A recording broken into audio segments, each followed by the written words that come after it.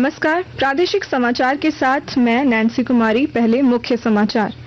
Overweight के कारण विनेश फोगाट को पेरिस ओलंपिक से अयोग्य घोषित किया गया। प्रधानमंत्री नरेंद्र मोदी ने इसे दुर्भाग्यपूर्ण बताते हुए फोगाट को चैंपियनों में चैंपियन कहा।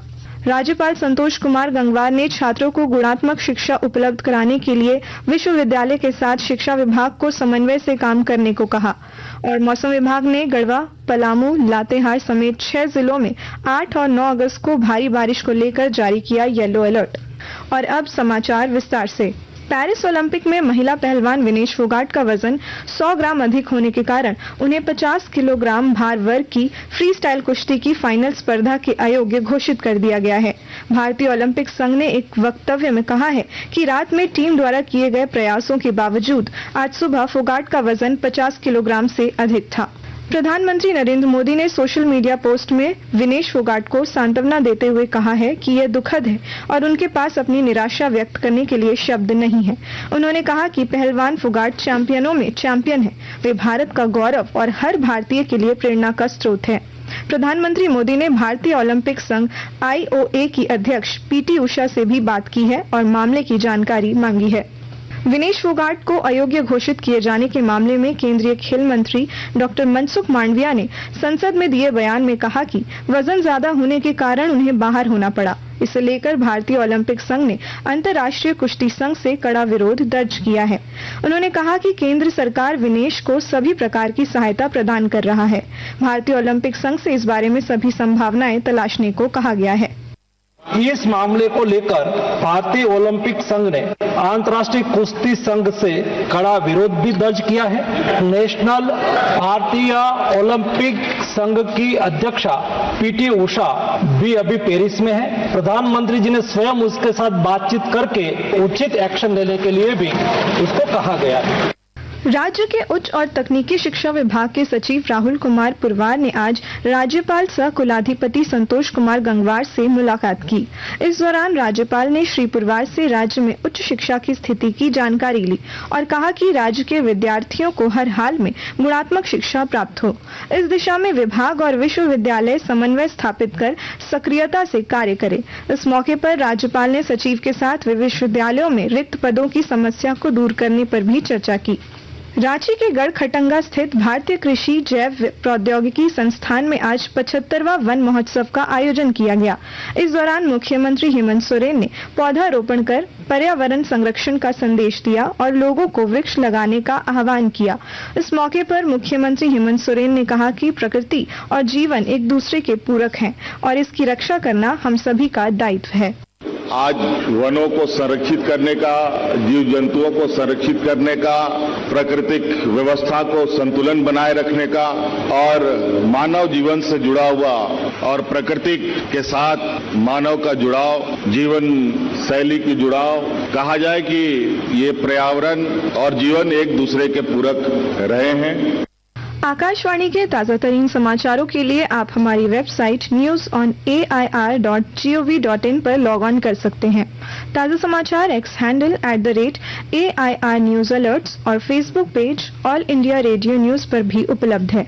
आप प्रादेशिक समाचार एकांश के X हैंडल @AIR न्यूज_रांची और फेसबुक, इंस्टाग्राम पेज तथा YouTube channel AIR news Ranchi पर भी हमारे बुलेटिन सुन सकते हैं। प्रादेशिक समाचार आप आकाशवाणी रांची से सुन रहे हैं।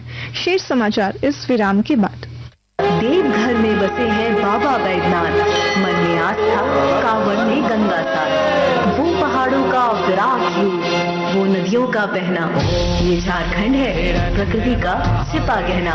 श्रावण माह के शुभागमन पर माननीय मुख्यमंत्री श्री हेमंत सोरेन का संदेश। जोहार, सावन आ चुका है, श्रावणी मेला भी प्रारंभ हो चुका है। झारखंड की इस देवभूमि पर, बाबा नगरी पर दुनिया भर के सभी श्रद्धालुओं का झारखंड स्वागत करता है। सभी कांवरियों को बेहतर से बेहतर सुविधा कैसे मिले, इसका पुख्ता इंतजाम बाबा नगरी पर हम लोगों ने किया हुआ है। भगवान भोलेनाथ से प्रार्थना करता हूं कि आप सभी का मनोकामना पूरा हो। धन्यवाद। जोहार, जय भोलेनाथ। बाबा बैद्यनाथ धाम में सभी भक्तों का स्वागत है। कांवड़ यात्रियों के लिए खास विश्राम गृह की व्यवस्था और भक्तों के लिए विशेष शिविर बनाए गए हैं। सूचना एवं जनसंपर्क विभाग झारखंड सरकार द्वारा जनहित में जारी। प्रादेशिक समाचार में आपका फिर स्वागत है। राष्ट्रीय अनुसूचित जनजाति आयोग की सदस्य आशा लकड़ा ने आज पश्चिमी सिंहभूम जिले में कई जनजातीय छात्रावासों का निरीक्षण किया। इस दौरान उन्होंने छात्रावासों की व्यवस्था और विद्यार्थियों को मिलने वाली सुविधाओं की जानकारी ली। जांच के दौरान कई खामियां पाई गई। बाद में उन्होंने आयोग की टीम के साथ चाईबासा परिसदन में जिले के वरीय पदाधिकारियों और विभिन्न आदिवासी संगठनों के साथ समीक्षा बैठक की। आयोग की सदस्य आशा लकड़ा ने बाद में पत्रकारों से बातचीत में कहा कि बच्चों के नामांकन में जाति प्रमाण पत्र की अनिवार्यता नहीं रखने का निर्देश उपायुक्त और शिक्षा विभाग के पदाधिकारियों को दिया है, क्योंकि इससे बच्चों की पढ़ाई बाधित होगी। उपायुक्त से शिक्षा विभाग के पदाधिकारियों को निर्देश दिया है कि एडमिशन कराने के लिए ग्रामीण क्षेत्र के बच्चों से जाति प्रमाण पत्र ना मांगा जाए। जब उनका नामांकन हो जाएगा और उन्हें बताया जाएगा तो स्वतः अगर प्रखंड लेवल पर जाति प्रमाण पत्र बनता है तो जरूर बनाएंगे, लेकिन अनिवार्य ना करें, क्योंकि बच्चे जाति प्रमाण पत्र के कारण पढ़ाई नहीं कर पाएंगे। स्वास्थ्य मंत्री बन्ना गुप्ता ने आज रांची में राष्ट्रीय यक्ष्मा उन्मूलन के तहत राज्य स्तरीय वयस्क BCG टीकाकरण अभियान की शुरुआत की। इस मौके पर श्री गुप्ता ने कहा कि टीबी उन्मूलन के लिए राष्ट्रीय और राज्य स्तर पर लगातार प्रयास किया जा रहा है। उन्होंने बताया कि ICMR के गाइडलाइन के तहत वयस्कों के लिए BCG टीकाकरण अभियान चलाया जा रहा है। पहले चरण में राज्य के 12 जिलों में इसे चलाया जा रहा है तथा आने वाले दिनों में इसका दायरा और अधिक बढ़ाया जाएगा। स्वास्थ्य मंत्री ने कहा कि पूरे राज्य को टीबी मुक्त करने की दिशा में प्रयास किए जा रहे हैं। दर में भारत और झारखंड में इसकी दरें ज्यादा है। मृत्यु दर 5 लाख के करीब वार्षिक भारत में है और प्रत्येक लाख में 44-43 लोग जो है हमारे यहाँ भी है। उसको कैसे करके उसका अनुपात कम किया जाए, जिस तरीके से 38 पंचायत में हम लोगों ने टीबी मुक्त किया है, उसी तरीके से हम लोग और भी पूरे राज्य को टीबी मुक्त करें। इस मौके पर राज्य के 38 टीबी मुक्त पंचायत के प्रतिनिधियों को सम्मानित किया गया। टेंडर कमीशन घोटाला मामले में जेल में बंद पूर्व मंत्री आलमगीर आलम की जमानत याचिका पर आज विशेष अदालत में सुनवाई हुई। इस मामले में श्री आलम की ओर से न्यायालय में बहस पूरी कर ली गई है।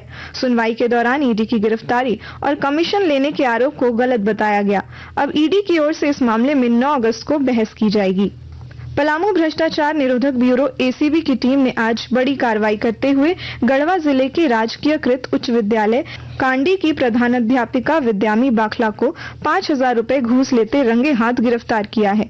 सूत्रों से मिली जानकारी के अनुसार स्कूल के व्यावसायिक शिक्षक धर्मेंद्र कुमार से प्रधानाध्यापिका ने किसी काम के एवज में रुपए की मांग की थी। सौर ऊर्जा प्लेट निर्माण के क्षेत्र में युवाओं को बड़े पैमाने पर रोजगार मिल रहा है। महज कुछ महीनों का प्रशिक्षण लेकर ही युवा इस क्षेत्र में हर दिन एक कदम आगे बढ़ा रहे हैं। विस्तृत ब्यौरा दे रहे हैं हमारे संवाददाता। केंद्र सरकार द्वारा ऊर्जा के पारंपरिक स्रोतों से हटकर ग्रीन एनर्जी को बढ़ावा दिया जा रहा है। इस दिशा में सौर ऊर्जा के इस्तेमाल के लिए सोलर पैनल का निर्माण और उससे जुड़ा प्रशिक्षण कार्य जोरों पर है।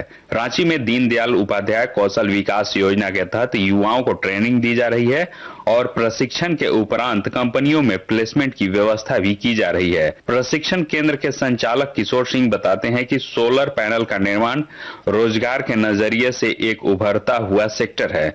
मात्र 3 महीने का प्रशिक्षण लेकर युवाओं को बहुत ही आसानी से कंपनियों में नौकरी मिल जा रही है। वहीं प्रशिक्षण ले रहे युवाओं का भी कहना है कि इस क्षेत्र में रोजगार की काफी संभावनाएं दिख रही हैं।